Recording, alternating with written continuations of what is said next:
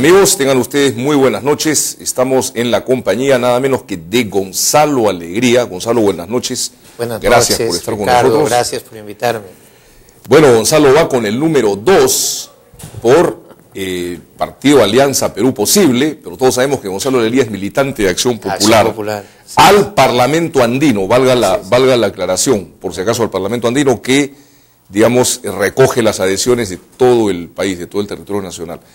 Gonzalo, ¿qué te impulsó a candidatear al Parlamento Andino después de haber sido candidato a la alcaldía de Lima por Acción Popular? Bueno, mira, en primer lugar agradecerte y saludar a todos los espectadores de Hora 8 y decirles que el Parlamento Andino es una institución muy reciente, democráticamente hablando, porque solo ha tenido una elección anterior a la actual. Quiere decir que esta es la segunda vez, ¿no? Es la primera reelección que vamos a tener de parlamentarios andinos.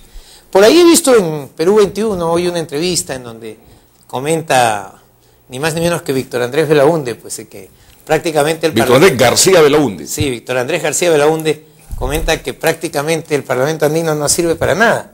Y yo creo que el problema es que las instituciones están en función no solo de su estructura orgánica y lo que ellas proponen, sino de lo que la propia persona puede de acuerdo, de los hombres hacer. Que la integran, que le Claro, empujan. porque es cierto que el Parlamento Andino hasta la fecha ha servido de bastante poco, pero hay que analizar quiénes hemos tenido. Pues hemos tenido un parlamentario andino que estuvo los 5 años intentando reconocer a sus hijos y no podía, otro parlamentario andino que estuvo de ministro, de embajador en Italia, otra vez ministro. Rafael Rey. Y va a cumplir 3 meses. ¿no? Y ahora va de nuevo a la reelección, Rafael Rey, entonces, al Parlamento Andino, con lo cual son los hombres los que hacen la institución. Claro, no me sorprende que diga, pero yo le aplicaría la misma crítica al pobre Víctor Andrés García Belaúnde, porque él ha sido un buen congresista, pero si analizamos la categoría de algunos congresistas que hemos tenido, roba luz, roba cable, ¿no? Roba agua, come pollo, mata perro, bueno, pues podríamos decir exactamente lo mismo, que el Congreso no sirve para nada, ¿no?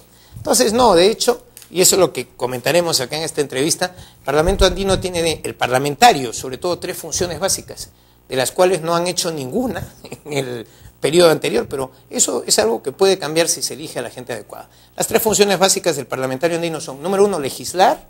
Es verdad que su legislación es indicativa, quiere decir, una vez que saquemos una ley en el Parlamento Andino, se manda, pero como propuesta a los países miembros. Ahora, son propuestas necesarias que se suelen aprobar por parte del Consejo de Ministros de Relaciones Exteriores. Por ejemplo, ¿qué propongo yo? Una ley de migración que defienda a los peruanos que trabajan en Colombia, en Bolivia, en Ecuador. Resulta que nosotros somos muy acogedores cuando viene un ecuatoriano, cuando viene un boliviano, y en cambio ellos a nosotros nos maltratan un poquito, sobre todo en Bolivia y Ecuador. Nuestros profesionales son tan maltratados que duran poco en esos países porque no se les atiende, no se les acepta sus derechos laborales. Hay que sacar una ley para que todos los países de la Comunidad Andina de Naciones den el mismo trato a todos los ciudadanos, especialmente defendiendo a los peruanos. Número 2, el tema de las cuencas, de los ríos y de los lagos. Por ejemplo, el lago Titicaca ha perdido 1,5 metros su nivel en los últimos 3 años. ¿Y por qué está perdiendo agua? Al parecer, Bolivia está usando el agua que debería llegar al lago para otros fines, irrigar, etc. Entonces, nuevamente, como es un bien común, deberíamos tener una norma para que estas cosas no pasen. Digamos, el río Napo es frontera con Colombia. Imagínate si Colombia empezara a contaminar ese río. ¿Qué podemos hacer si no tenemos una norma común? Quiere decir que el Parlamento Andino sí cumple una función útil. Por último, por ejemplo, el tema de la población, las etnias. Los aguaruna son la parte norte de Loreto, pero también la parte sur del Ecuador. Y muchos de ellos hasta son nómades. Dan la vuelta, se meten por el Ecuador, vuelven a salir. Una patria, claro, en buena cuenta. Por ejemplo, los aymaras, hay muchos aymaras que parte de la familia está en Puno, parte de la familia está en Bolivia. Entonces, para todas estas poblaciones que tenemos compartidas entre nuestros países hermanos, hay que hacer una legislación que nos permita obtener unos buenos resultados. Preservar esas culturas. Claro, ¿no? Y sobre todo oriundas, tenemos ¿no? realmente la posibilidad de hacer de Perú un país líder en la comunidad andina. ¿Por qué? Porque nosotros no podemos competir tecnológicamente, por ejemplo, con Brasil o comercialmente con Chile. Son líderes de la región. Pero nosotros, en cambio, de cara a Ecuador, somos un país líder, eso es un hecho. Entonces, si hacemos unas normas adecuadas de inversión común, protección a la inversión dentro de la Comunidad Andina de Naciones, etcétera, ¿qué tendremos? Que el Perú podrá hacer, por ejemplo, centros comerciales en el Ecuador, en las mismas condiciones en que Chile los hizo en Perú. Nosotros nos lamentamos mucho de que los centros comerciales de Perú prácticamente todos son chilenos, pero en vez de lamentarnos tal vez podríamos hacer lo mismo en países hermanos como el Ecuador, etcétera. Para eso lo que necesitamos es acuerdos, convenios, y mejor aún si son leyes, marco legal. El Parlamento andino puede ayudar mucho a nivel legal. Ahora, digamos, el carácter de los parlamentarios andinos es indicativo, decías, ¿no? O sea, no tienen la facultad de poder no legislar, es impositivo, pero digamos sí pueden sugerir y se hacen bloque. No, y hacer frente y lograr realmente convencer a los países. Te doy un ejemplo. En la Unión Europea, cuando empezó allá por el año 57, el Parlamento Europeo, que ahora se llama Eurocámara porque es más moderno, cuando era Parlamento Europeo, al comienzo era indicativo también. Que si ellos sacaban unas normas y las ofrecían como una indicación de por dónde tenían que todos legislar. Y fíjate que eran 7 países y no se ponían de acuerdo. Algunos lo aceptaban, otros no lo aceptaban.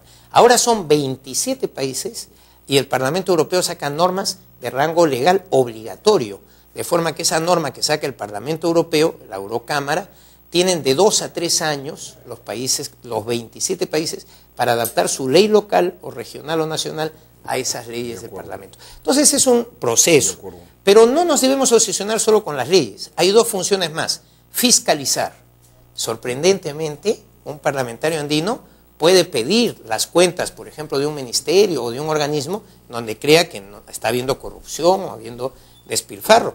Bueno, como nadie lo ha hecho, da la impresión de que nosotros no pudiéramos meternos en eso. Está reconocida la competencia. Es decir, de un organismo de su respectivo país. Exacto, obviamente yo no le voy a pedir eso a Bolivia o al Ecuador. Tiene esa facultad. Tengo mi facultad para mi país. Y entonces, si por ejemplo los países del entorno o las propias personas a las que yo represento dentro de mi país me solicitan que tome medidas fiscalizadoras en Perú para algo, yo podría hacerlo.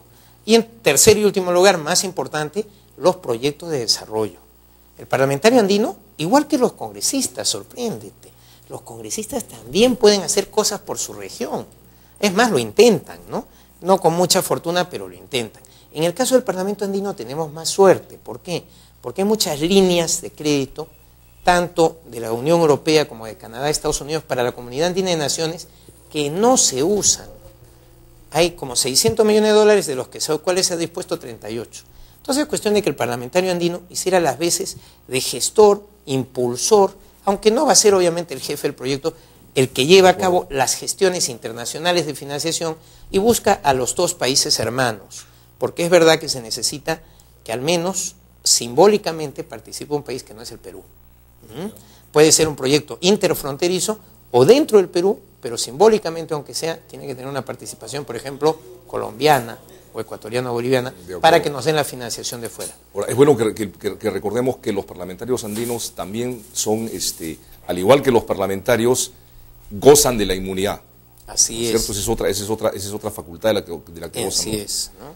Para conocimiento del público, Gonzalo, porque en honor a la verdad se conoce poco acaba de sobre nacer, el Parlamento ¿no? Desde andino. un punto de vista democrático. Sí. Recordemos que el Parlamento andino, pues en su fundación, el primer presidente que tuvo fue Andrés Tausen Ezcurra, pues esto hace mucho tiempo. Pero los parlamentarios andinos se elegían a dedo y aquello moría un poco, no sentían la necesidad de hacer un gran esfuerzo porque no eran representativos realmente, ¿no? Eran asignados a dedo por cada gobierno. Ahora que entramos en una etapa democrática, estos primeros no han sido pues una delicia, como parlamentarios andinos no han hecho mucho, pero vamos a darnos una segunda oportunidad. Yo, por ejemplo, vengo con ideas, con ilusión de hacer proyectos de desarrollo concreto. No les prometo un montón, porque eso sería una mentira. Yo no voy a ser presidente del Perú. Entonces, ¿qué prometo? 5 proyectos regionales. Pero esos 5 proyectos regionales son experimentales. Y si el parlamentario andino los saca, es como un ejemplo para el país de las cosas que se pueden hacer para mejorar el Perú, ¿no? De acuerdo. De acuerdo. Ahora, hay una comisión del Parlamento andino en la que me imagino que tú vas a tener, por tu formación profesional y tu actividad también, mucha ejecución, ¿no?